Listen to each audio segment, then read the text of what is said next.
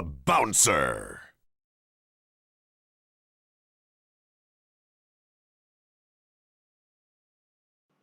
Hey guys, this is the Ecron Writer here, and I welcome you back to the second part of the Bouncer Tetralogy. We have just completed the Mikado Saga, and now we are on our way to the Drabble of Dog Street. And this here is my wallpaper or banner or whatever you want to call it, the Bouncer Tetralogy Select screen.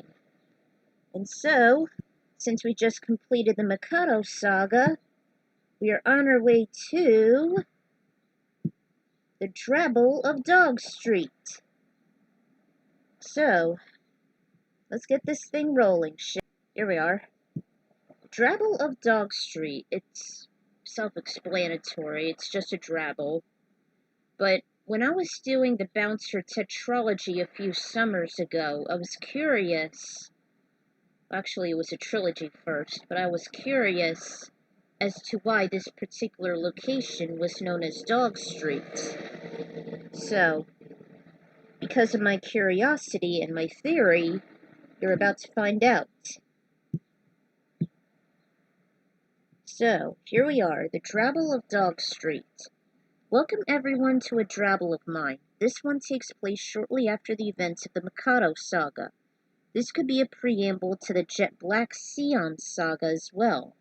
Ayame was just hanging out with Sion in the middle of Dog Street, and she grows curious on how this particular spot got its name.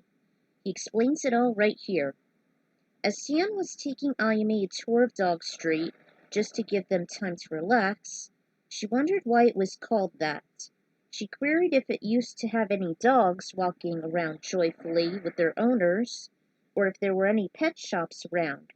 He stopped abruptly and recalled a troubling event that took place while he was a kid, living with his master Wang. He said there used to be one pet store located where the fountain stood among many other small businesses. But crime was still rising at an alarming rate as it gone deeper into recession. There was a news break saying someone actually broke into one close by during the afternoon. There were two guys who were both punks and they were brothers. The oldest one, who was around Sion's current age, was constantly labeled as insane by the townsfolk, but he was actually suffering from acute sensory, meaning he always had that flight-fight instinct, and he gets into trouble like him, which increases his sight, hearing, and his oversensitive perception on things. He broke into the place and released all the pets. He was about to free a unique species known as rumblefish, who could actually fight its own kind if they happened to see one another, even to the death. But before he had a chance, the elder gangster was shot by friendly fire from pursuing rent-a-cops. The fish died seconds later, so did the burglar. And since then, the once calm town was never the same.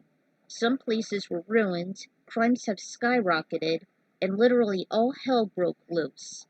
And it wasn't long before Dog Street changed its logo either. It was once just an innocent black face of a Labrador. Then it transformed into the emblem it has now.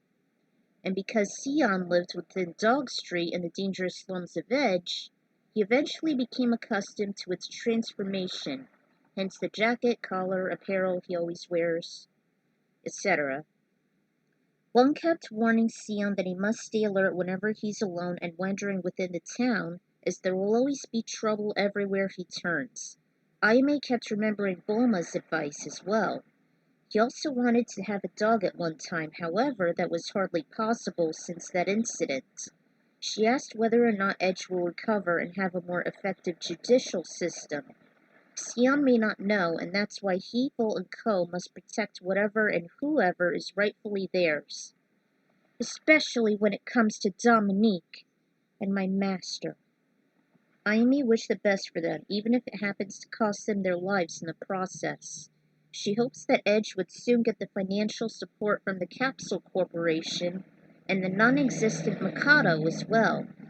His mind began to shift further into the past, on how he became an orphan after he escaped while his family was murdered, then to Chaldea, then to Wang.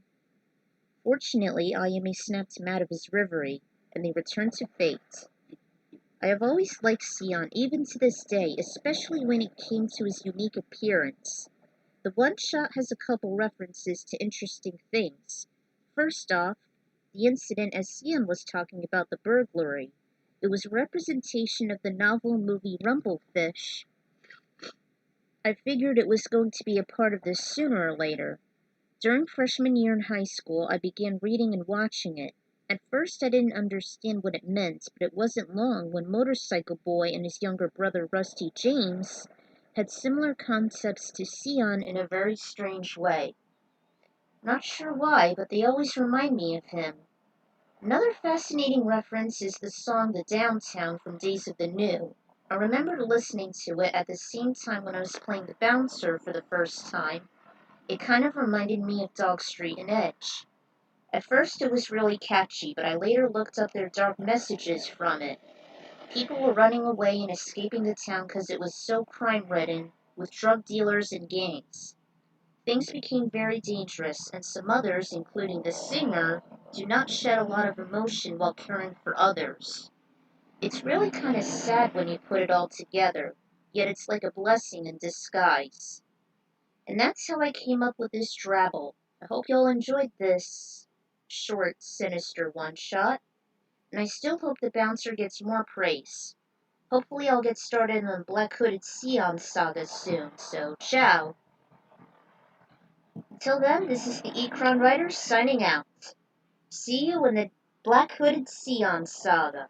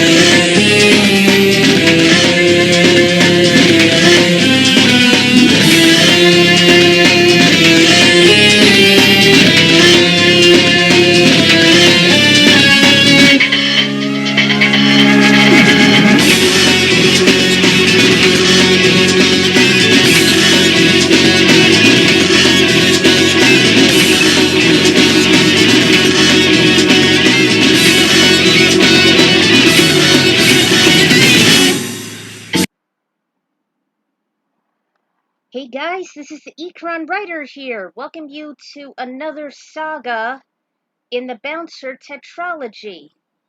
Originally, it was supposed to be a trilogy, and this is actually Saga 3, the Black-Hooded Sion Saga, which, according to the game, it's actually Sion's own doppelganger, and if you unlock him in survival mode, you would actually unlock his alternate outfit as well as his alternate theme song for survival mode, versus mode, and what have you.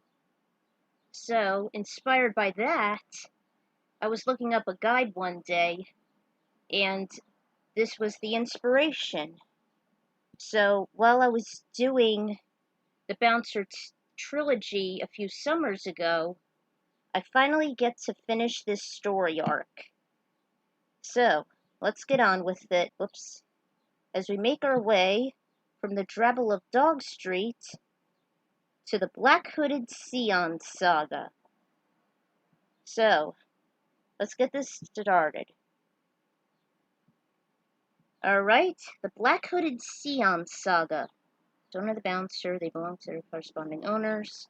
The Black-Hooded Sion Saga is finally here. It'll tell the backstory of Sion's own doppelganger. This is something I've been thinking of for years, but I never finished, unlike the Mikado Saga. Not sure why. Anyway, here's how it all began. Act 1, because there's 3 acts here. Sorry if they would drag on for too long. It all started several months after the Mikado incident, and late one night, Sion began to get very intense nightmares and flashbacks. He was standing in thick fog. As he frantically looked around, it cleared up, and he noticed he was standing inside the Mikado dome. He remembered this was where he first saw Duragon, only it was completely empty and the piano was abandoned. He watched him kill his master right before his very eyes. Only this time Wong said that it was Sion's fault that he couldn't save him. Startled, he noticed that Dominique was resting at the same place she was before, and he was fighting Duragon alone, but still with one hand. There was no Panther, it was just Sion and the Tower of Terror, one-on-one, mano-a-mano. The battle ended well with Sion as the victor until the sucker punch sent him flying back a few feet. Stunned, the floor collapsed right beneath him as Duragon snapped a finger, like last time. Then he woke up. His eyes shot open and he was laying in a bed close to Dominique. Slowly, without causing any disturbance, he went out and snuck to the door. He hesitated and looked back as he started to open it, but the android was resting soundly. Satisfied, he marched to the lavatory. He needed to perk up. It was his own birthday after all. Unlike last time in the prologue, he wasn't shunned about it. It was on a Saturday during the late summer. Edge was just as humid as ever, and Fate was getting ready for the occasion. Voltco, Boss, and Echidna were setting up the festivities. As he was hanging up some decor, "Hey, this place should be jumping. We hadn't had a full-blown bash in so long." Correction, they have celebrated other birthdays before, but none of them were incredibly special. They were mostly small, quiet, and casual, except when the patrons lose their way over their drinks. "Don't be so sure, Co. After all, they always have me." She pointed at herself sitting on a stool. Ever since she became Fate's new bouncer, she was mostly there for attention. However, it was only used to mess around with troublemakers. Her appearance may be sensual, but she'll quickly turn to a vicious beast when needed. "You're not planning on giving Sion any lap dances, are you?" "Of course not, Volt. What do you think I am? Besides, there's going to be some young ones coming here.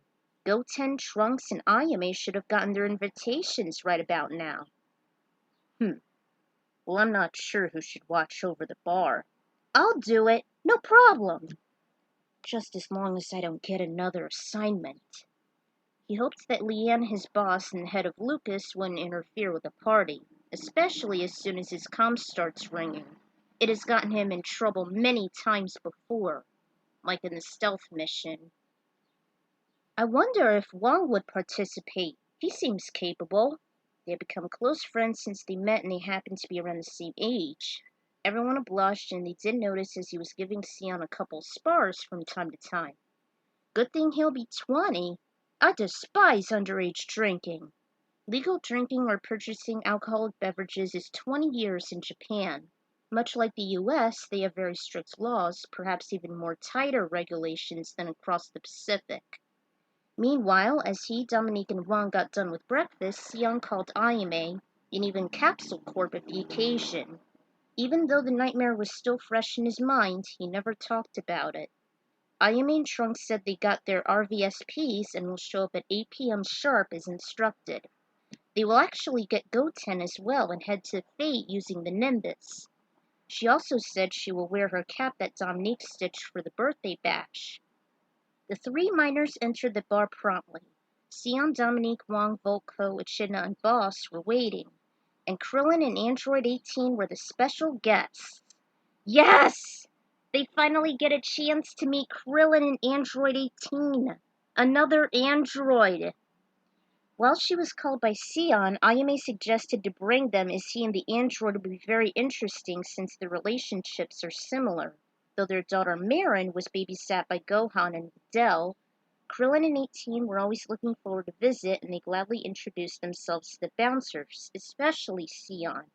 They often discussed with him what it was like falling for an android, and also meeting and saving her from Cell.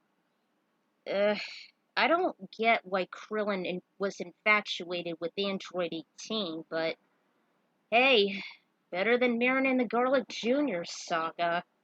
Ugh. One of Sion's gifts was a huge check from Capsule Corp. Bulma wanted to give some charity to the town of Edge since she heard it was under a deep recession. From Goten, there was a Dragon Ball pendant. Ayame gave him a mix CD she made with songs that she downloaded, and each song reminded her of Sion and his friends. Volt and Echidna gave him some fashionable spiky armbands. Ko was uncertain about his present. He actually gave him a stuffed sleek Black Panther. It was a decent choice since it kind of reminded him of Chaldea's metamorphosis. Wong gave him some new motorcycle gloves, and the Dog Street logo was attached to them.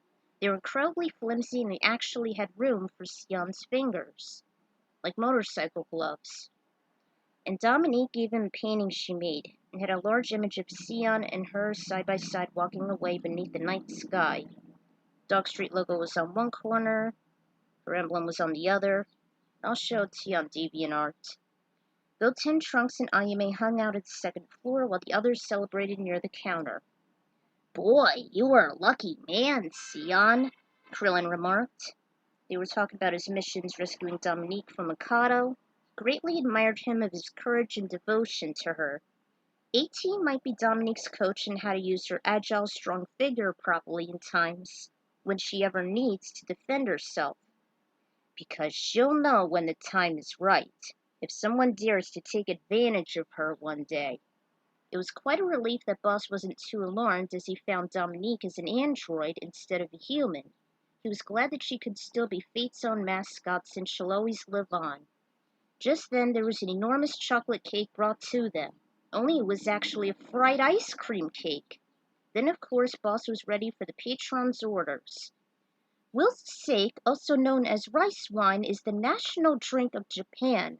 Lager beer, pronounced biru in Japanese, is the most popular drink, pointed out each selection. And Boss stocked every one on the shelves. Widely available brands include Kirin, Sapporo, Suntory, and Asahi. Since it's Sion's birthday, he gets to pick the first drink, aside from making the first cut. I'm gonna pick that one. Jukebox stopped playing an awkward tune known as The Bouncer by Kicks Like a Mule. As daring as always, he'd chosen the most potent, the Sapporo. Everyone gasped at the choice except the kids. Sion? Are you sure about this? What is it? What did he pick? He picked the Sapporo. What's that? As a connoisseur, Boss explained what it is. Sapporo is known to have 100% malt beer and has a touch of class. It's known as the oldest drink brewed in Japan since it was made back in 1876. Sion still went with it, but only from a shot glass just to taste it. Never seemed to be bothered by the aftertaste. If anything, he was enjoying it. He ordered a small glass. Everyone else chose their own drinks. The kids got soft drinks.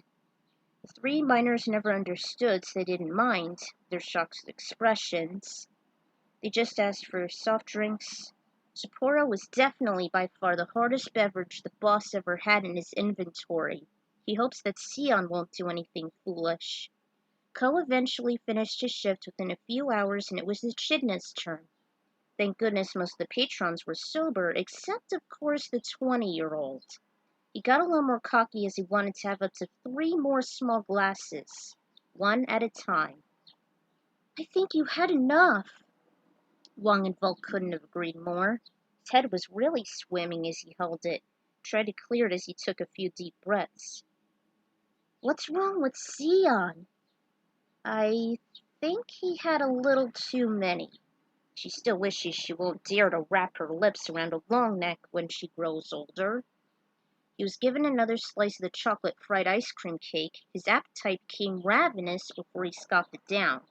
The sane boys were impressed, though the rest of the guys were almost turned off. You know the Saiyans, they eat fast. They were muttering something was beginning to awaken inside of Sion. Ayame was the first to feel it. She gazed over at him, and Sion actually offered to head outside by himself. He was wobbling, held onto the stool. He became still for a few seconds before he fell to his knees. His body was burning up. Then Wang and Dominique decided to escort him back home. A wave of exhaustion swept over him, and he rested on the cold concrete floor. His master and beloved both carried him, and each arm was around their shoulders. Sion wound up within his own bed. Dominique decided to give him some space as she left the bed only for him. His blank face was illuminated by the moon's glow. Then he began to tremble as he felt strange. Where am I? Felt a cool, refreshing breeze. Thought he was still dreaming until he made a quick inspection. His gloves felt tighter. Donned on a black hooded jacket instead of the usual red. Even his attire was shrouded in shadow. He was wearing his neck collar as well. What is this? How do I? Grinned at his new look. Wow. This feels amazing. Gazed at the full arch moon, and his confidence began to grow. He desired for a certain lust, for blood, for violence, for dominance.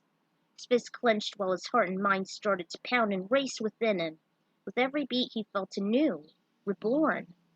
Closed his eyes for a few minutes as he absorbed the thrilling sensation.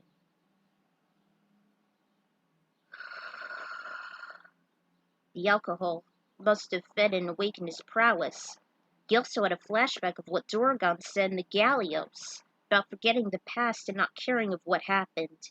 Those feelings were gone and replaced by this new indulgence. The pleasure of fighting for the sake of fighting. Sion wasn't afraid of the delivery, but enthralled. His worries began to wash away and vanish, and he sneered as he saw the moon again. He was more hungry and ready than ever. With his new signature hood up, he goes on a fighting spree as he picked them among whatever gang he saw. No matter how tough, intimidating, or strong they were, it was no match. He was lusting over his newfound powers and appearance within every passing second. It was as if Sion's senses just skyrocketed, including his endurance, strength, and speed. It was almost like an intense adrenaline rush. By the time the night ended, he woke up inside his empty bed, as if nothing happened. Yet his experience was still vivid and exhilarating. He never felt this great before, and he still had this unusual demeanor. Because of that, Sion decided to continue wearing it. This did give him a more sinister complexion, but he felt so confident that he never wanted to give it up. He also put on some more Dog Street apparel, including a thick leather belt with a canine skull. Well, basically, it's what Black-Hooded Sion looks like. Then he put Dominique's pendant aside. During the day, things seemed normal. However, everyone noticed Sion as his polar opposite or as his own antithesis. They thought Sion has some kind of dissociative identity disorder or a multiple personality disorder. They figured Sion's now a loner. Sometimes he'd been called a shadow. Shows no fear, remorse, or worry, and always living in the moment while reveling in his destruction to others. Wang disapproved all this as he said he's a lot worse. Acting more of a delinquent, he's definitely not the same person as he once knew him. Dominique eventually caught on both by Wang and seeing him strutting his stuff and just showing off. One time, one of Sion's friends called Ayame, and even she was shocked at the news. She knew something was very ominous about him the moment he was drinking and savoring more over the Sapporo. At night, that was when darkness rose to the surface. It happened to be during his shift on another clear evening. When he stopped by the bar after a couple drinks, it was time. He hardly talked to anyone, not even Volt, Co, Echidna, or Boss. While he was outside, he kept gazing up at the moon, shining down on him, filling him with that same lust he felt before. This is my true calling. I will be Fate's own mascot. To represent all of Edge, I'll be known as the Wolf of Dog Street. Yeah, the lone wolf of Dog Street. I shall be the city's own top dog. He thought it was so fitting for him as the predator of the night, the one who seeks out alone the alpha male, Fate and Edge's very own.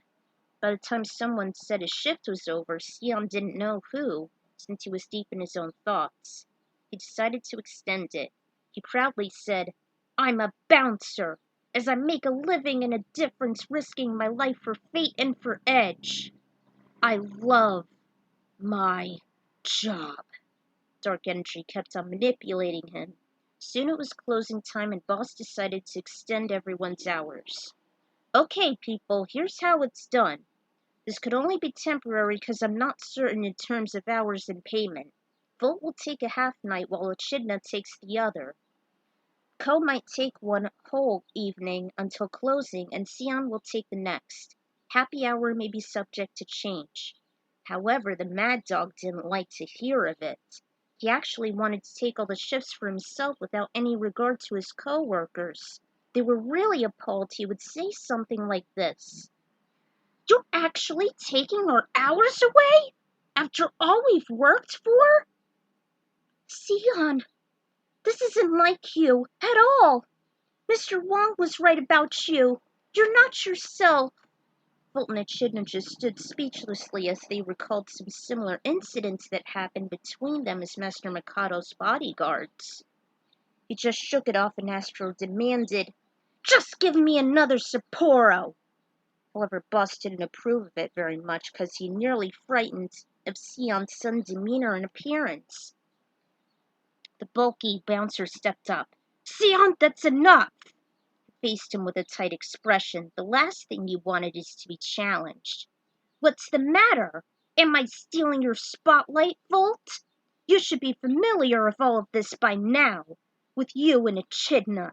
As for me, I'm the one who should be the bar's own mascot. His desire was finally out in the open and he showed no signs of recoil. Suddenly, something was upon him as he recollected a time when he tried to end his life once just about a year ago. And it's one of the flashbacks in one of the loading screens when you play Sion's story, by the way. So, there's that. This is actually when he met Volt for the first time. Damn it. Works for me as a bouncer. So yeah, there's that. You've tried to erase me. Also big and bad. I lost to you last time. I'm so pumped up and determined right now. It's not gonna work this time. Before it escalated when Sion raised a fist, Ko wanted to break them up. Guys, knock it off. You'll both cause another frenzy again, he warned as he remembered the giant brawl Sion made. His anger kept on going towards him, pushed the meddling bouncer away, and as Volt countered, he easily avoided every blow. Ayame Nimbus noticed the catastrophe within Fate. She was actually too scared to get herself involved. I don't blame her.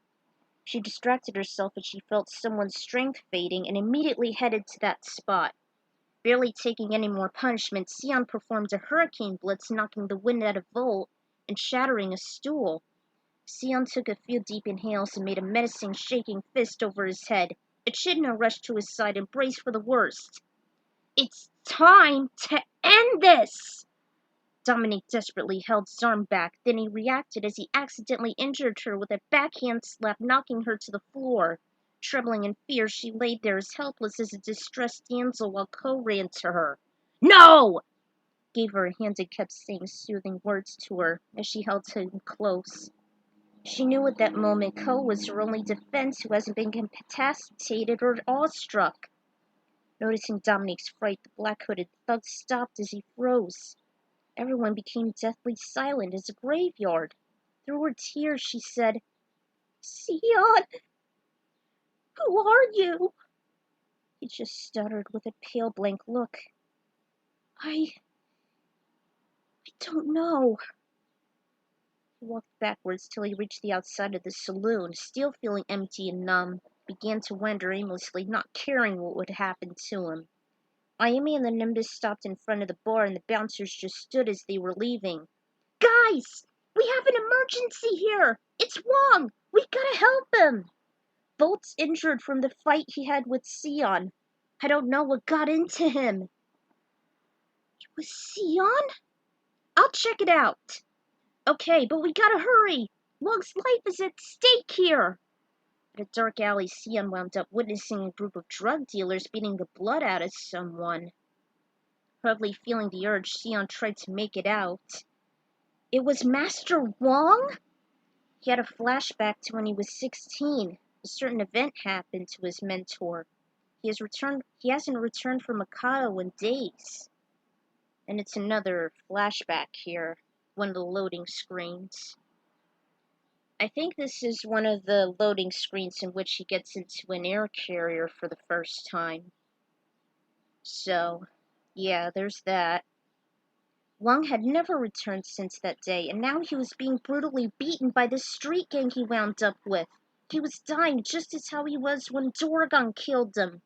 Dominique, Ko, and Ayame rushed to his aid. The Z-Fighter gave Wong a senzu beam to revive him, while Sion fought each member in a violent rage. Unable to contain his fear, anger, and pain, he eventually started to split.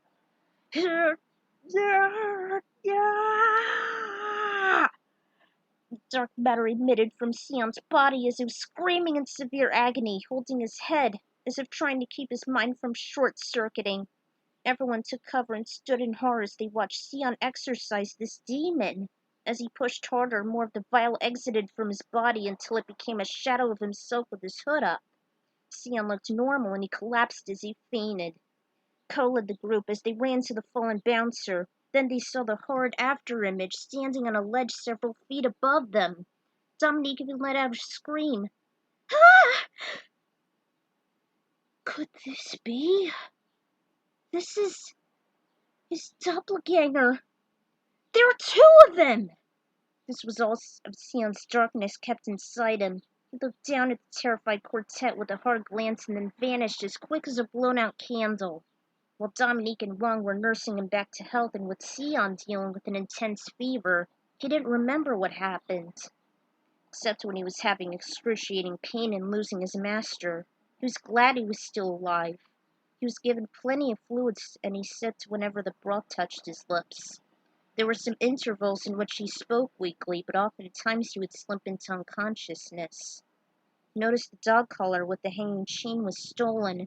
In a groggy voice he assured her he doesn't need it, even though sometimes it was used as a neck guard, which I think it is, not just style. He discovered his darkness was always inside him since he lost both Chaldea and Wong, and they mysteriously disappeared. It was present as he fought against random people, Volt and Mikado and its cronies. However, it wasn't consuming him at the moment until very recently. He realized the darkness assimilated him, transforming his outlook and personality. He tried to apologize many times, though Wong kept telling him to save his strength. During his sickness, Sion reflected all the guilt and despair, causing him to lose his will to fight. He was orphaned as a child, first on Master Wong, in a street fight, and he wanted to be like him even though it was late. He took him in. Living with him, he went through rigorous training. He met up with Chaldea. She was very frail, much like Ayame. Mysteriously vanished when he was 14. A few years later, he lost Chaldea as well. Sion's feelings of sorrow at the loss of his loved one soon turned into resentment and anger. He picked fights with random guys. he eventually went to the saloon at the bar Fate, and one of them instructed he should go and see Volt. And that's when Boss was inspired by him and he became a bouncer. Of course, he still remembered all the nightmares and his negative experiences when he lost Chaldea at the gallows, which you saw in the Mikado Saga. Through his negativity, sometimes Sion wished himself to just die on the spot, though Dominique and the others said, well, actually Wong said, "I forbid you to do such a thing." Ayame wished she would speed up his recuperation by giving him a senzu bean, but Korin said he only had one at his disposal, and it was used for emergencies only. Sion continued resting and kept having nightmares of killing people by fighting them all over the city. But in reality, it's Sion's darker self doing the dirty work. Not much of a drinker, but I hate the taste and the after effects. I like Mike's flavors, though. And I did some research on Japanese brands. I think the Sapporo is the most potent. And that image, that so-called painting, is in DeviantArt by Michael Maine. I'll probably leave a link in the description. So there's the bouncer from Kicks Like a Mule. I actually chose this song by accident. I really thought it was part of the Bouncer soundtrack, and I thought it was relevant because, you know, Sion's a bouncer, and one of his moves is like a mule kick. So, even though it was an accident, it's a really catchy song. And I got this during the Kaze years. So, I haven't mentioned it in the story because it's background music, but there's also Killing in the Name by Rage Against the Machine. And the song would be appropriate for Sion's dark prowess, although little did I know it was based on the LA riots. And much like the Downtown, when I was playing the bouncer, I picked up that, and I actually pretended that Sion was singing it to let the rage loose, you know? So, this might be significant to Sion's dark self. What if he was actually a rebel, like the polar opposite, like a lone wolf? Also, if you play the bouncer, I had to look up a guide. Like, guide, dang it. You would actually see on survival or versus mode that you have to unlock a certain outfit for Sion, which is the black outfit. And it's only in survival mode with his distinctive image, his theme song, and all that. So that's it for part 1. Part 2 should be up soon, hopefully. Until then, this is the Ecron Writer signing out. Stay tuned for part 2.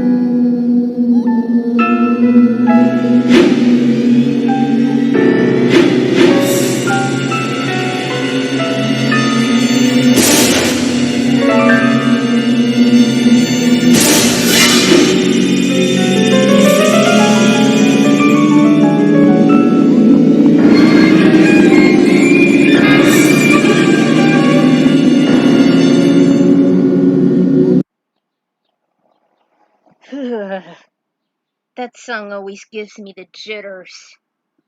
Welcome back to another act of the Black-Hooded Sion Saga. Last time, we just discovered that Sion actually has his own doppelganger after he just tried out the Sapporo for his 20th birthday. And so, with the mounting rage, the mounting lust, the bloodlust and all that, his spirit actually split into two as he saw Master Wong get mangled by a street gang. But luckily, Ayame was able to give him like a senzu bean, and Sion was about to cause a lot of trouble at Fate, but he actually stopped himself when he accidentally hit Dominique. And that was when he discovered he has a darker self after some excruciating pain. So, here comes Act 2. Alright, here we are. Meanwhile, Boss was reading a newspaper. The headline was from last night. 3 people were killed as they laid on the ground in the picture of the crime scene. No blood, no puncture wounds were shown on their dead bodies. In bold print, the title shown Slaughter on the Streets. The headline in a smaller font was also shown in bold. The shadow rises again.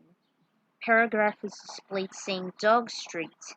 A mysterious killer is on the loose claiming more victims. This has been the second coming as it took 3 innocent lives in its wake. Witnesses say that this figure is mostly shrouded in shadow. However, some say that it had a black hood up covering its identity. Others state that it could be a male by the age of 20, wearing black shorts with chains, a thick dog collar also with a hanging chain, and brown and black spiky hair. These witnesses say that it belonged to a young man they once knew, but no identities had been confirmed. The police are still on the lookout for this individual, and they're waiting for the chance for him to strike again. They, on the other hand, believe he goes by the name of Sion Barzad. Uh-oh. By propaganda, the double framed the real Sion from doing these acts. Everyone in Dog Street and Edge believed him except the other bouncers, Ayame, Wong, and Dominique. As a result, after Sion's recovery, he was even banned from Fate. What was more terrifying was that whenever he looked at his own reflection, he saw his dark side. Then outside, Sion saw his shadow, but it wasn't his own. Instead, it was shaped differently, like his hood was up. However, his body type was still the same. His goal on being the Wolf of Dog Street was just a pipe dream that collapsed all around him. He once said he wanted to be a bouncer until he beat Volt. Ironically, he did, and he also lost his job and most of the trust that people had. With a deep sense of rage and vengeance, he decided to hide himself for pursuing his dark side, and to show the citizens he's the real deal. Volt and Co. decided to go with him, but only to just watch over him. Dominique, Ayame, and Wong followed suit. He had a feeling that only Sion would know where his dark side would dwell. At the same alleyway where Wong was ambushed by that street gang, jet black Sion was shrouded. He had on a raised hood and it said Dog Street on the back of his unzipped jacket with no logo. However, he had a wolf skull with, like I said, it's how you see him. At last you've come! Jumped off the ledge and landed without any injury. Sion couldn't comprehend this. He saw his alter ego. You are. Yes, I am. I am your true self. I am all the glory and hatred you've carried. I'm the driving force in your life. I had consumed you. We were one since you drank that Sapporo. How much I desire that drink. Do you? Slater half remained silent. Yet you've separated yourself from me while Master was brutally assaulted. You made a big mistake releasing me. We were very close. Before I end your life for good, I'm offering you a choice. We will join ourselves once more, or you will perish. With a brief hesitation, Sion looked back at his friends and stuttered, I refuse to join with you. His doppelganger swiped a fist. Then you will die instead! And now I shall demonstrate how weak and powerless you truly are. With all those people and feelings holding you back, you're vulnerable. Especially to me! Much like the original, he had his moves. All of those. He could emit shadowy energy while performing his tornado uppercut as well as other moves. He wasn't entirely faster than Sion, but he was twice as strong as he was. Sion was awestruck and he hardly laid a hand on him. Hit him back! Dominique encouraged. So did the others. But his mind was still in the gutter. Close to blacking out, Sion witnessed his doppelganger do the unthinkable. He did a dark Kamehameha wave, to everyone's surprise. Apparently it was by Sion's observation from Ayame's attack when she used it a few times back in Mikado. After the final blow, Sion lost. Volt and Co. ran to their fallen comrade who just laid there like a log. They slowly set him up, yet Sion was still broken in body and mind. That was too easy, even for me. I knew he was weaker without me and him. You bastard! Volt said with anger building in him. He still couldn't believe it was him influencing Sion all this time. Jet Black just cackled with glee. Co immediately rushed to him. Then Volt followed and unleashed their fury, but as they hit the double, Sion also got affected. The Z-Fighter shouted at them to stop attacking him after observing a few blows. From the startle, it was his chance to take Dominique with blinding speed. Then he lifted off like a rocket. Dominique! Don't worry, Sion, I'll go get her! Everyone except one remained unfazed. Ayame gave chase using her K-Flight. The darkness went on for miles. Jeez, he's fast! Shin became exhausted as more energy was being sapped. Time to end this. Jet Black noticed he was being pursued. He abruptly stopped, causing Ayame to do the same. They were over the outskirts of Edge. He sneered, he charged forward, she covered her face as the darkness enveloped her. He lunged at her, causing her to fall to her demise over the city lights. She called the Nimbus, which caught her in time, and she couldn't see Dominique or the dark mass again. Ayame sulked as she returned to the men. Dominique, I lost her. She's gone. Sion sunk to his knees. Damn it! She realized he wasn't upset with her, but all the things he did to Dominique and everyone else. He may never have the chance to redeem himself, or worse, he'd end up in prison for life because of guilt by association. Everyone was accounted for but the android. She figured she'd explain about Sion's most unfortunate event, the fission. Much like in chemistry, it's the ability for a single being to split into two different copies. Their qualities are similar yet different. They can be divided more or less equally in terms of power and appearance, but usually share a single lifeline. It is also the reversal and opposite of a fusion. From experience, she only knew two people that went through this, Piccolo and Majin Buu. And, well, this describes both scenarios here. If you've seen Dragon Ball Z, you should know this. And I liked how Grand Elder Guru gave Krillin his new powers and whatnot. But the nameless Namek happens to be Kami. And I don't pronounce them as Namekian, it's Namek, as I call it. Although, just like Sion's doppelganger, Piccolo eventually merged with him before his battle with the aforementioned Cell, since he's classified as a Sumer Namekian, just like with Nail. It's possible that he would actually kill Dominique since he's Sion polar opposite. Since there's so much heat, Wong suggested Sion should recover somewhere distant from Dog Street. Street Fighter wanted to train at his childhood home where he met and betrothed Chaldea, and his master's old place. It would be better this way with very little distractions. Ayame figured if the master sees Ki, he could use it against his dark self since he's weak against light energy. Because he has dark energy. Because he must protect his friends and save his beloved. Instead of history being repeated, he decided to make things right. She headed back to Mount Pazzo and informed Goten and his family about the ordeal. Gohan volunteered to detect the Shadow's Ki since he's stronger than her and more experienced. Goten and Trunks try to protect whomever he'll strike next. It's highly unlikely he'll be anywhere outside of Edge since the Mikado group is no more. It is, however, likely that the doppelganger would harm Dominique as soon as he gets through his better half. Sion didn't pack very much for his journey, except some casual clothing and whatnot, memos. He could use some motivation and inspiration for whatever strenuous things he's trying to accomplish. Childhood home was a ranch house and tall lush field, lone mailbox and power lines. There were no inhabitants except a few insects.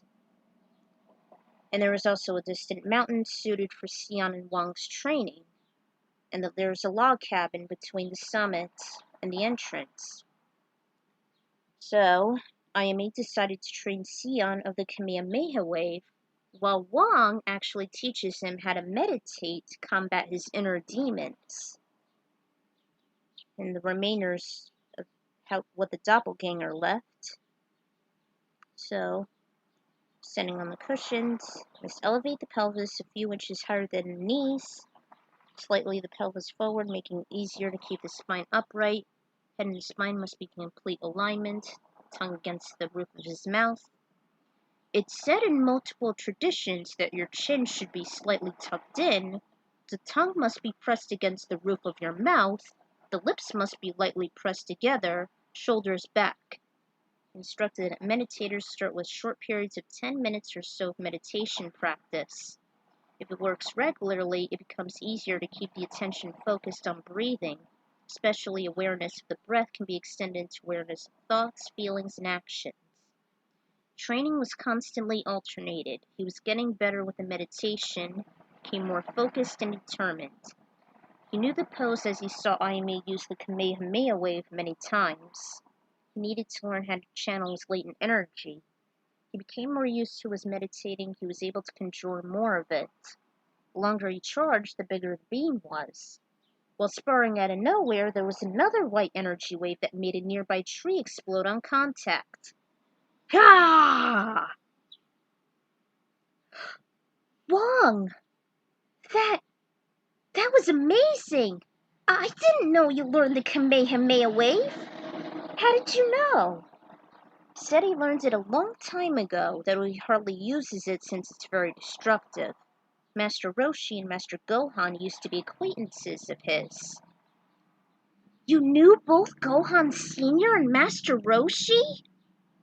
He was not a huge fan of the latter geezer, as he's always obsessed with dirty magazines, which Ayame couldn't agree more.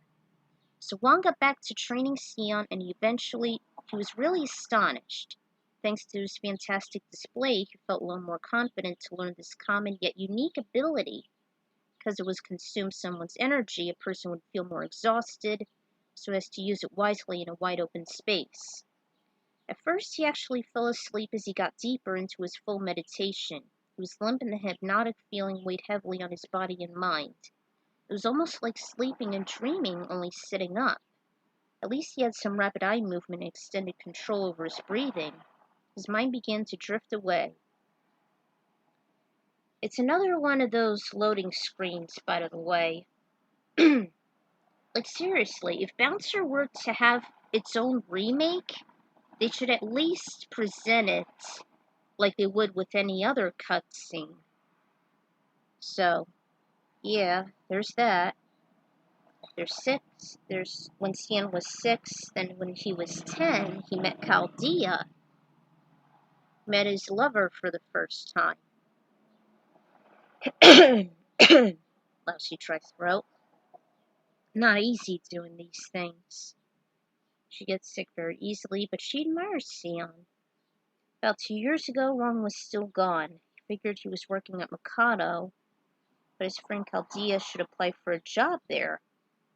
And Sion actually gave her a pendant, because she was almost automatically chosen to work at Mikado as an internship, but actually it was by Doragon, but little did she know she was being used for those lousy Bionoid experiments.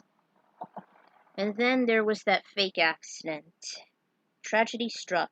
Chaldea never returned and her parents were devastated, which I've shown you in the Mikado Saga. And if you would play Sion after you beat Magetsu for the first time, you would get this. Chaldea. That was all he could ever think about. He just wanted to end his life. So, there's another flashback. If you would play Sion's story, you would get so many of these, and would know more about him. About a year ago, he's living on more dangerous territories and moved deeper into Edge. Got into a fight with someone with balding red hair, blah blah blah. So, there's another flashback. Jeez, all this meditating got him in a lot of his dark pasts.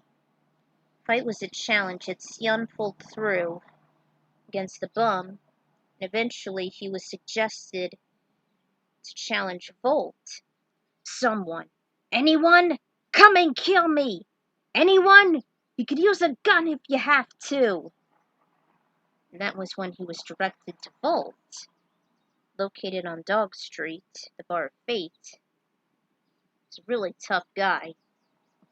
And that was when he met Volt and became a bouncer for the first time. Sion was with Aimee in a grassy field. In the present, he was describing his experience in death, and she tried to absorb every single detail. It was like my life flashed before my very eyes, but I wasn't even close to being dead. That must have been one hell of a mind trip. I haven't really meditated before, but I guess you're making some progress. She guessed because her dark memories were reaching the surface. Although, I would like to learn it sometime. Her demeanor was serious. Tell me, did you have any intense dreams when or before you saw your dark self?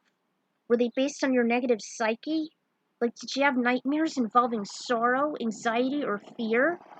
Or did you have some distorted flashbacks revolving around those feelings? Yes, I did. Before my 20th birthday, I was experiencing these things. I remembered emerging inside the dome at Mikado, and I fought Doragon, but I lost.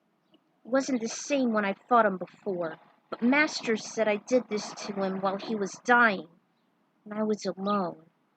He addressed me as some kind of a criminal, but I wasn't sure why. I was also dreaming of myself slaying lots of people. I kept wearing that black hood, and I was howling like a wolf.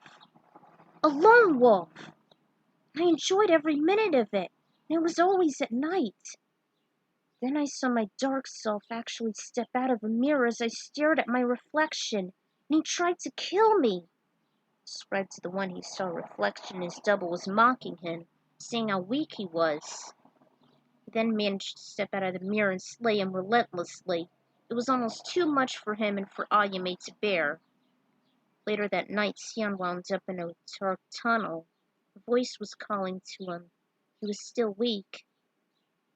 As he heard his name clearer this time, his eyes opened, and there he saw Chaldea in her younger 17-year-old body.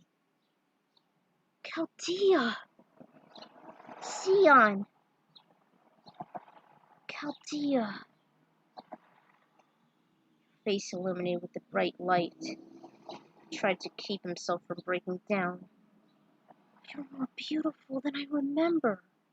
She touched his hand in a coy manner. Sion, you must go now. Yes, we should go. Together. No, Sion, it's not your time. What? You must protect Dominique. Your dark self cannot get away with this. You're the only one who could stop him. She reached and touched the back of his neck, bringing him closer. One day, we will be reunited. But until then, my spirit will always be with you. I'll always be in your heart. Chaldea, please don't go. I love you so much. I know, but Dominique loves you. Go, save her, before you allow your heart to be broken again. I will, for her and for you. Be happy, Sion. Woke up inside Wong's bed again, drenched in sweat. His throat was very hard, but he knew what he had to do.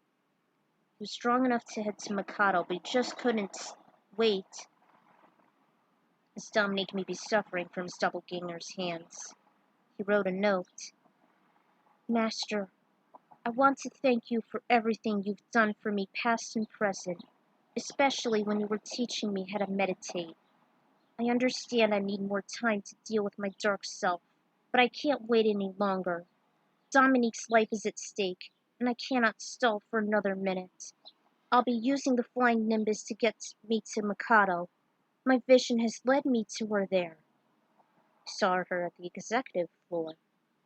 Do not try to find me or send anyone to help me. This is my mission now, and I must accomplish it alone. But if you happen to find my dark self anywhere else, kill him without a second thought. Dominique's life is more precious than mine, as it is yours. He tried to keep his tears back. His despair was mounting. Please, Master, if anything should happen to me, save her and save yourselves, and if necessary, stop my doppelganger at all costs. Do not remember me as a criminal, and honor my death when the time comes. Always remember as the person I was before. Your affectionate son and disciple, Sion Barzad.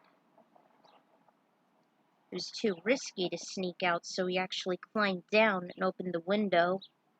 Crisp air greeted him.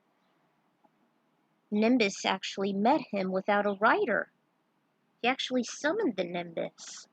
Momentarily it came to him. He climbed onto it. There's somewhere we must go to. You're not going to like it. Cloud took off at top speed to his destination. He actually got to the station first. Nimbus headed to the stairwell, noticed someone walking around and hid himself underneath. Luckily, he never spotted him. When the coast was clear, he rushed up and turned left toward the maze. I think he was actually following the dark key, but it was actually something else. He remembered the rushing waters from the Mikado train exploding, and it smelled like a fresh bayou. He had a whoosh, and he started to run as fast as his feet could carry him. The wall of water was looming closer and closer. He tripped and fell with a thud as the deluge was closing in on him. Bracing for the worst, he helplessly closed his eyes as he was being trapped by the emergency shutter. After a few deep breaths, it was a hallucination. And then, eventually gathered himself and pressed onto an ambush. And these are based on all the enemies you would face in survival mode inside the maze. And also, Mikado Special Forces? What the hell are they doing here? He tried to shake off the image out of his mind, but as he felt a punch in the face, they were real. Although, they weren't really themselves. The strangest thing was none of them said a word. Their faces were shrouded in a dark purplish hue.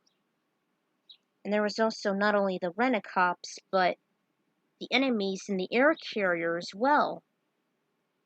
So, he was beaten a couple times. They ganged up on him. Sion closed his eyes and for once conjured more of his energy. Managed to break free. There was the officers from the air carrier, too. Sion did the unthinkable as he made the incantation. Kame. Hame. Thrust forward. Ha! Like how he would say the Hurricane Blitz. Sion thrust his arms forward, but it was small, but it was enough to send them flying off their toes.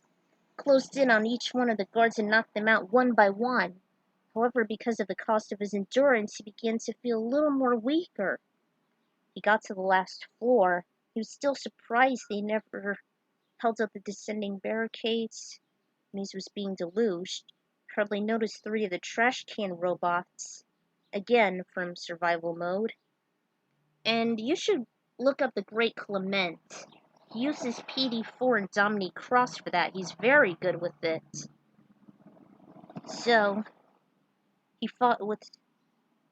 figured those were the same enemies he fought with, and his dark self probably reanimated their bodies somehow. However, he couldn't think very clearly during the melee when he was starting to black out. He was knocked to the floor and the impact just made his weakness worse. The enemies were regrouping. They were blown away by a few key blasts. Unfortunately, Sion was losing consciousness before he had the chance to see the mysterious man. Tall shadow with short spiky hair loomed over his battered body, picked him up and carried him on his back as he escorted him out of the long labyrinth. And that's all I got for now because it's dragging on a little too long. So, see you all next time for part 3.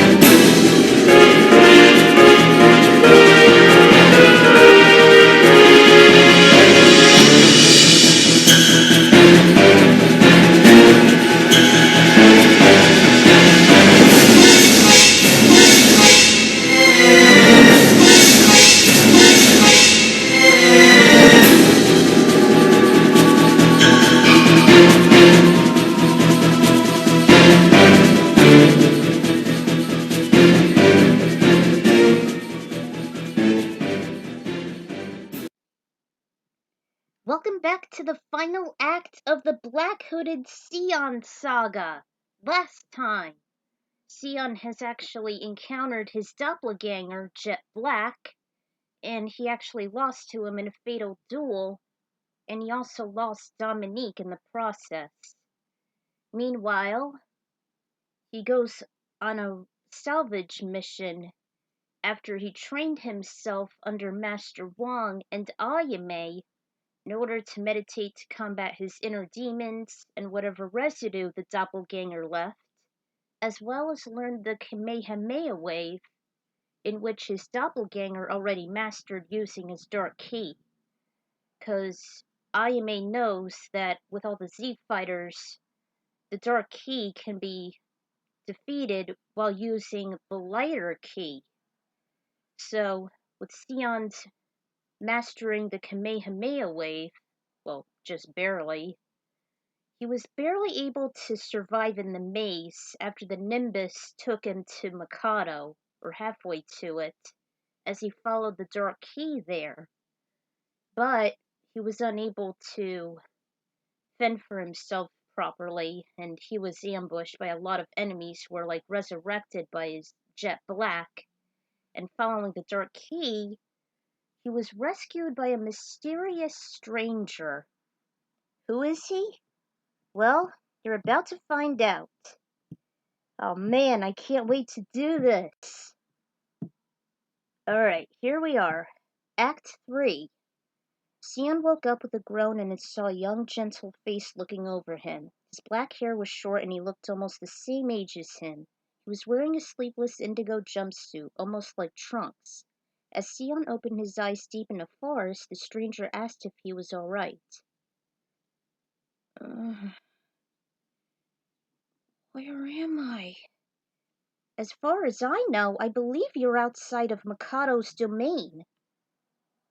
Who are you? I don't think you recognize me. I'm Gohan. I've been summoned here along with my brother Goten. Ayame left me here and she told me about this place. I brought you here to keep you safe from the security guards who fought back there. They weren't being themselves, that's for sure. You should see the looks in their eyes. What's wrong? He's here! I know he is! He has to be here with Dominique! Yeah, I sensed him earlier. Him meaning your dark side. How do you... I sensed his power level. I almost got confused when I tried to find you. He has a dark aura, but his ki is similar to yours. If he uses his dark energies correctly, he could be a dangerous foe, which is why I'm here to help. He had already used the Kamehameha wave. Sion was shocked, but then again a lot of his own allies knew how to use it as well, even Videl. You know where he is. Just follow me, and I'll take you there. Oh, and if you want me to, I can help you defeat any enemies that might get in our way. As for my little brother, he left with Trunks and an old guy who seems to know you very well, much like your master. Old guy? Boss! The bartender from Fate. It's a pub in Dog Street. I hope he's alright. As long as he's with my brother, he should be fine. He's trying to find your dark side too, you know. Let's get going.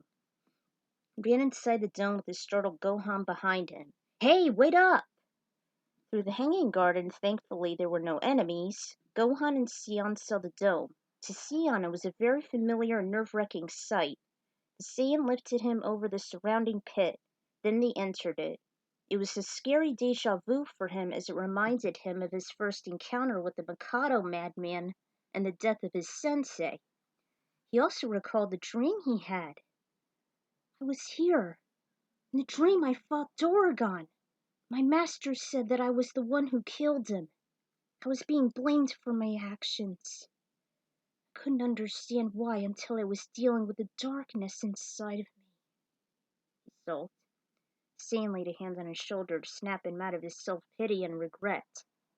Not now, Sion. I think we must defeat your doppelganger first and save Dominique. Right! Sion nodded with determination. Following his dark ki, Gohan led the way. There was always a guide whenever Sion ventured through the Mikado building. And you would see the Mikado Saga, you should know that. Several months ago, he was separated from Volt & Co. after suffering from his defeat. Then Ayame showed him the way with her Dragon Ball locator. They were still looking for the android, only this time it was another Z fighter, and he was able to sense the Double's evil energy. Gohan actually informed Sion that last night his mentor Piccolo let him use his telepathy to find and talk to his dark self. Gohan told him that he knows he killed Dominique, so he decided to make a bargain. He can't lay his hands on her, and he must deal with his lighter self if he wins the duel. Then he has every right to slay her, even though he does want his righteous self to suffer first. However, until then, he has to wait until he shows up, alive and well, so it could be fair. Being he'll have such a thrill over it, he decided to agree with Gohan in his astral form. He also warned Sion about ki control. He has to master it inside him, not just using it for attacking, but to increase strength, speed, and stamina. However, if someone were to overuse their ki, or their life force, it could actually destroy the user's body, like Goku's Kaioken or leave a person vulnerable. I'm sure you guys remember the Saiyan Saga, especially the Ocean dub against Nappa, Ozaru, even against Dr. Wheelo and the World's Strongest. Ugh, very risky. When they finally reached the base of the rocket tower, it was a terrifying experience as he met with PD-4s on his way to the Gallios after Dominique went haywire. From a small lift, he also discussed about the promise Ayame made as well as using the Dragon Balls. When it stopped, the endurance test began. First were 6 of Mikado's special forces, and they were quite an overwhelming bunch. You take the 3 in the front, I'll take the 3 in the back. And by the way, aside from the maze, this is actually the next several levels of survival mode, but it's in reverse order. you actually start at the top of the Mikado, at the top of the rocket tower, and each enemy is described here, so it's not like the escort mission, that's for sure. It's way tougher than that. But once you reach the basement, and if you defeat the enemies there, a lot of the special forces mooks actually, you get to go to the executive floor where the Black-Hooded Sion is, which is enemy 50, basically. So, Gohan and Sion teamed up, as they always did. So, Gohan used his moves, and Gohan wasn't very pleased about the biological experiments. Jeepers creepers, these things were real? They descended to the second floor, just stood by, and, well, I wish you would have a partner for the damn escort mission. Hey, so, Sion and Gohan were teaming up. Look out! So, Noam's robot knocked him down. I got it! Used the super assault combo, finishing it off. You alright? There's a black bot, they took it out. So, there's more of those enemies. I don't want to read all this. Drags on for a lot. There's the super strength counterattack. Honestly, I can't really recall much of Gohan's move, except for the Masenko wave and the Kamehameha wave. But, yeah, I can't really recall his other moves, not even their names. They're kind of immemorable. So, there's also that. So, if you want to see survival mode, you can check out the Great Clements LP for that. Although he failed with Dominique, he used PD4 for the rest of it. Man, what is with these things? There's just no end to these robots. It's almost like dealing with Dr. Giroux's androids. He should know from personal experience because he was a kid then. Especially when his father was suffering from the heart virus. Ugh, damn it, it took so long, even with the antidote. Damn it. I hate it when we have to wait so long. There's the Masenko wave. I'm familiar with that. Piccolo taught him that. Tornado uppercut. You know, I think Sion should be a potential Z fighter since he uses, like, a Shuriken move. I'm just saying. Finally, they reached the top level. Oh, thank goodness. There were some dogs and a robot. Another bloodhound. And Gohan actually used his key pass ability, by the way, to heal Sion's wounds like he did with the dog's bites. So, this is it. Now's your chance, Sion. Give them all your might. Unleash your Kamehameha wave. He blushed, kept his hands behind him and chanted, Kame! Kame! Gohan saw the energy glow behind him. He was channeling out all his latent energy. Sion focused on the targets who were running toward him. Until... Ha! Immediately thrust his hands forward and shot out a large white beam, and his assailants were caught in it like bugs in a sticky web. The two blanched machines and the three Rottweilers were all dead on the spot, colliding into a wall outside the elevator doors. Sion! That was incredible! You did it! He just looked at his smoking palms. They were tingling and he felt so invincible. Finally mastered the Kamehameha, the ability Ayame taught him, and the same one his sensei used. He couldn't be more proud. Well done, Sion! Just couldn't find any more words. He now was feeling more confident than ever. He was certain he'd get rid of his dark self yet. They marched in and he descended after he pressed a button consisting of a familiar logo with the multiple ascending lines. Ugh, Mikado. It has its emblem everywhere, much like any other Imperial army. Sion followed Gohan to Mikado's rocket tower, and now they were on the executive floor. Beyond that was where the doppelganger awaited and held Dominique. It was the same place where his meditation revealed, and where he fought Magetsu with his mask on and his goggles off. Sion knew as they emerged in a hallway with the red carpet leading to the Mikado logo embedded on the golden door. They hesitated. After this, there was no turning back. Sion and even Gohan grew nervous of the upcoming battle. Gohan? I know. This is something you must do alone. The doppelganger is all yours, Sion. But yeah, I'm sure you'll beat him. You made it this far, right? Yeah. He wasn't as encouraged as he was when he faced him. Gohan, if anything should happen to me, please tell Dominique I love her so much. Of course. And I want my friends and my master to remember me not as an enemy, nor as a criminal. I want my death to be honored by them, to speak on my behalf. Saiyan laid an ensuring hand. Stop worrying. Believe me, you'll have a better chance on losing that way. Just stay confident. I know you can do it. Just watch for his Kamehameha wave. Do your best, Sion. I will. For Dominique and for everyone. He handed him his pendant and they did a fist bump before they approached death's door. When they entered, it was exactly the same. Dominique was sleeping on the couch, like last time, before the Mikado logo. It was incredibly spacious, there was motherboards all around, and it was silent and the doppelganger was nowhere to be seen. Gohan hardly noticed as the shadow snuck up from behind and put Sion in a stranglehold. Gohan couldn't believe he didn't sense him coming. As he mentioned, it was confusing to tell Sion and his evil copy apart. He lunged into his side, releasing him. They both felt the hit, but Gohan assured he had to separate the two.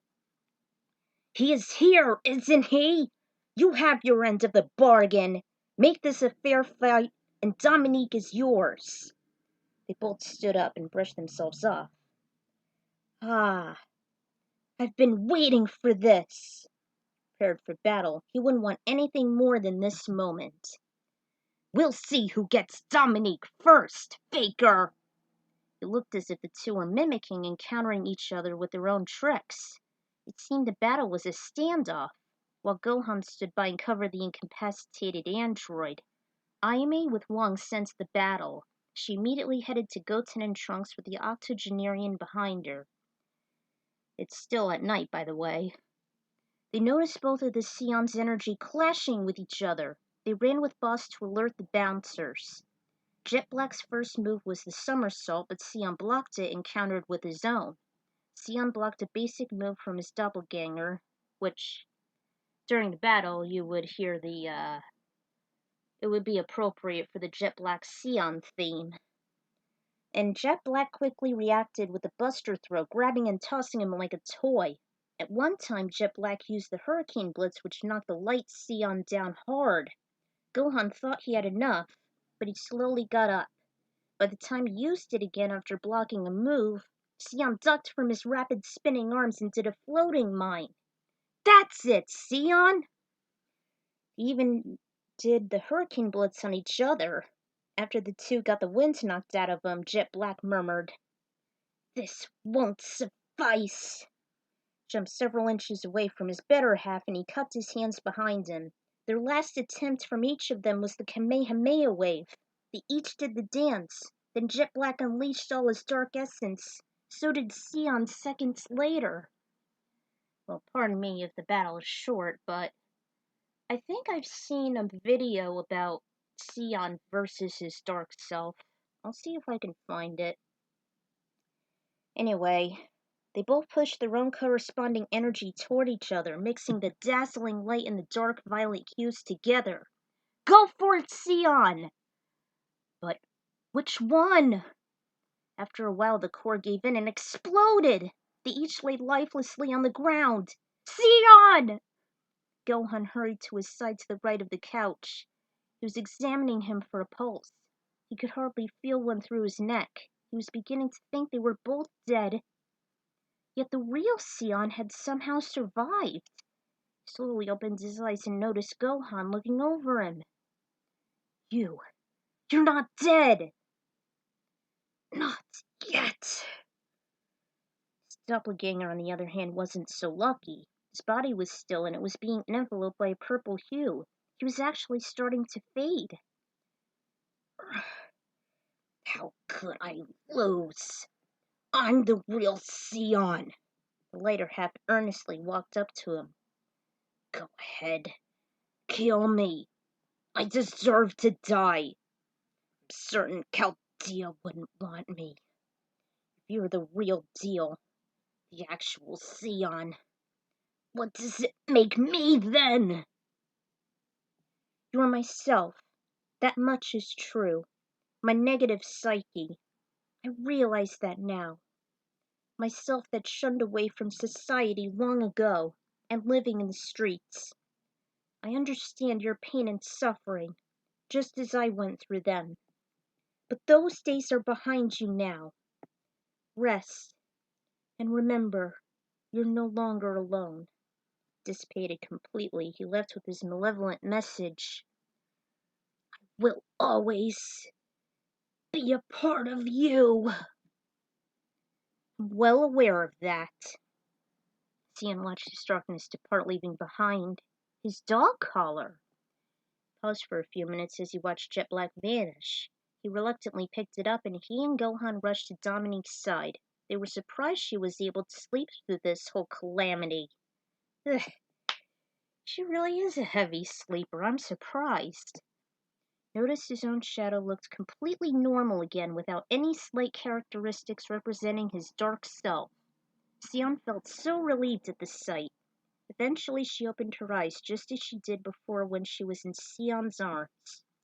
While he and the android reunited again, Gohan just stood and looked at them with a big smile of adoration. This was the moment where time literally stood still, and everything was blissful again, with both Mikado and Jet Black gone. At long last she saw and remembered him as the charming man she once knew, without any trace of aggression nor despair, as he smiled down at her. Then he slowly embraced her, then broke away after a couple minutes. He whispered, Dominique, can you forgive me? In a soft eye, she replied, Of course, Sion. Slowly leaned in and kissed again, and Gohan said with enthusiasm, Come on, guys, let's head back. It's all on me. The Nimbus should be waiting for us. By the time they got back to Edge, it was around 9-ish. Thanks to his strong key sense, Gohan was able to find Sion's allies and his. They were looking for the doppelganger themselves. They rendezvoused at the Fate Bar and had quite an interesting idea. How to explain all this was simpler than they thought, at least to Volt anyway. As if some crazed look-alike of Sion was dressed as him and causing so much havoc, plus accusing him. Some kind of cosplay. They agreed with the story, including another particular person. The old bartender was like, I'm the boss. I decide if someone should be banned or not. You can have your job reinstated, Sion. Just try not to start any more monkey business again. Sounds good to me. And there's the epilogue. Sion showed Dominique and his friends his plan while the Z Fighters went their separate ways. I'm moving. Apparently his childhood home is becoming a permanent place for him, Wong, and Dominique. It's a chance to start a brand new life, to start over where it all started, even before it began to turn for the worse. Ayumi eventually met him, making the finishing touches as he was finally preparing to move away from the dark bowels of Edge. Oh, you're leaving? Sion looked up at her somber face. Yeah, I thought you already knew that. I'm still going to have my job here in C. Volt & Co. again, though. I knew you'd leave someday, Sion. She had a feeling this was perfect, since he'd no longer live in such harsh conditions at these ghetto parts of Dog Street, which he knew all too well. It was definitely better than him trying to be its top dog.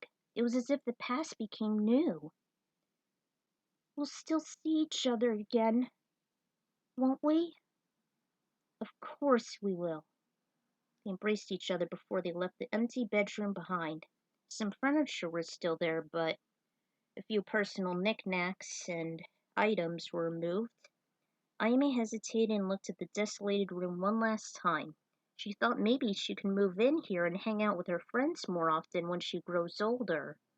Someday. Shortly after, Sion on the grassy field performed some kicks and punches as he was training. He wiped away some sweat from his forehead by the time he was finished. Little did he know that Dominique was actually watching the whole thing. She walked up to him. He looked and smiled as if he was so glad to see her. Dominique!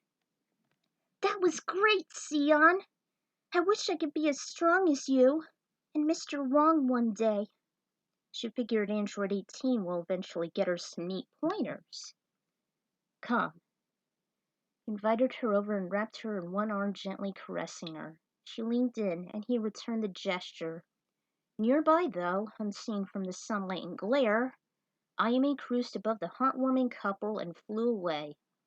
And then they watched the sun set in front of them, hoping that the dark past will be nothing but a distant memory, and it would bring hope to a more brighter, productive future.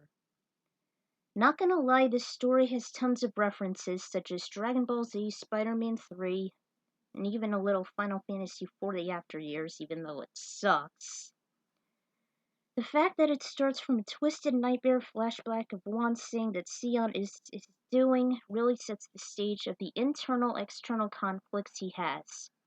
It's kind of like Treesicle's video on how he compares Sonic to Shadow. Jet Black and Sion are almost the same. Whereas Sonic represents a positive side to life but never bothers to fall in love considering he'll have someone to lose.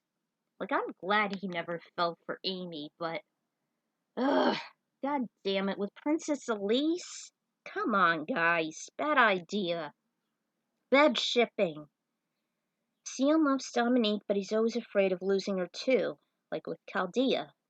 Whereas Shadow was more negative as he did lose people he cared about, like Maria. So in a way, Sion and Jet Black are rivals that possess similar abilities yet had different perspectives of life, even though they're the same person. Like Yin and Yang, only it's Sion. Which is why after a pregnant pause it was revealed that Sion survived the clashing Kamehameha waves. Thanks to Wong's meditation, aside from Ayame's training, he was lucky since he had a clearer conscience and more mental stamina to withstand it. He has a more productive life than his doppelganger and later dissipates because of all he was Sion's feelings of tragedy, resentment, lust, and anger. And the song in the reunion would be Halcyon On, which I got from Mortal Kombat soundtrack, which is very similar to Affection because of the piano, which you'll hear. So, yeah, I'll play that other song in just a minute. I should really thank Leonhart 4 for writing Sion's past. Unfortunately, you will find it only in fanfiction, and it's one of the first stories I've found there.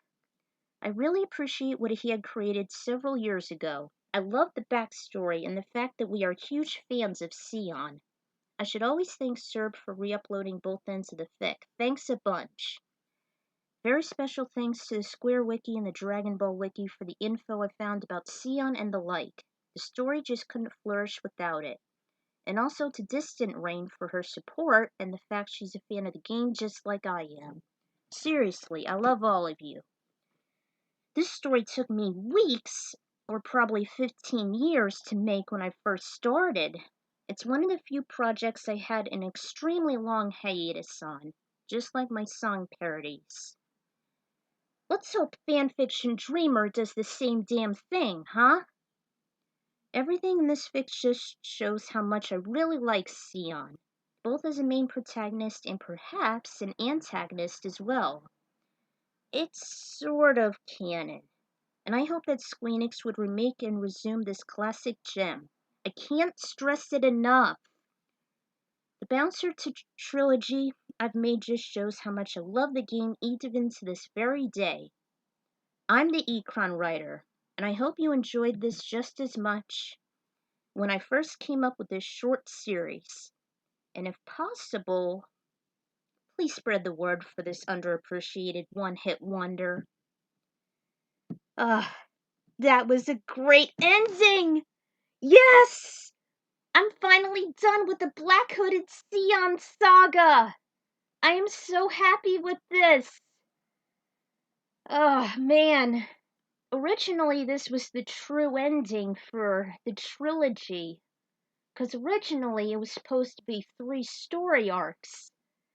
But, a little fun fact, a few summers ago, well, actually, that was when I completed the trilogy. But last spring, I actually came up with a 4th story arc known as the Yakuza Saga, which is like based on fridge logic. So, with the trilogy out of the way, I would start the story from scratch. It has little reference to the game itself, whereas this one had like Sion's doppelganger in survival mode. So, Story Arc 3, Saga 3 is finally done, people! And I can't wait to get started on Saga 4, the Yakuza Saga! Until then, this is the Ecron writer signing out! Man, I am so excited about this! I can't wait to show it to you guys. So until then, Ecron writer out. And I leave you with this emotional number I just found.